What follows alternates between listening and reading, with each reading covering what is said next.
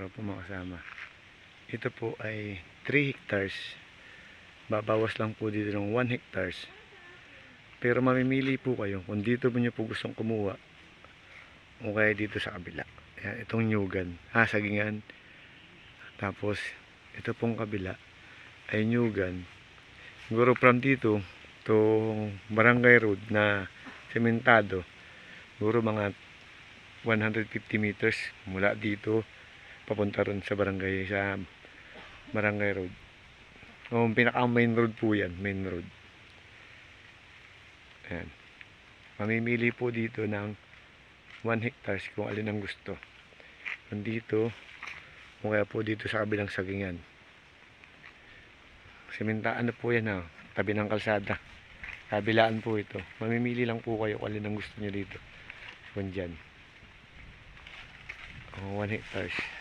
Ang ganda po ng pwesto, flatland. Ito po, may irrigation po dito. Ayan, may irrigation po ng tubig. Ayan. Ayan, may mga nyug din po itong kabila.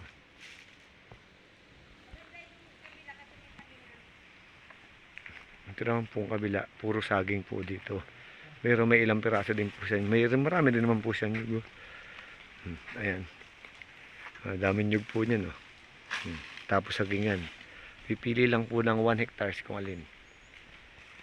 Ito po ay 3 hectares, babawas ng 1 hectares.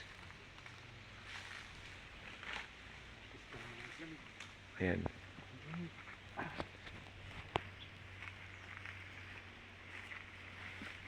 Isa lang palang binibenta. Pero maganda naman, tatlan. Paano kung may buyer na gusto lahat? Hindi, kausapin natin ang mayari. Hindi pa rin. Ayan po, may mga mangga, may kawayan. Tapos may mababa pa sa nyug. Ayan po. Ito po yung kabila.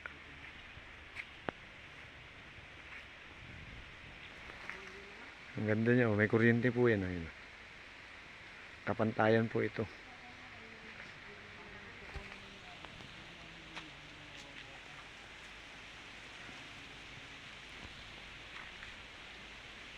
Ang ganda ng pwesto.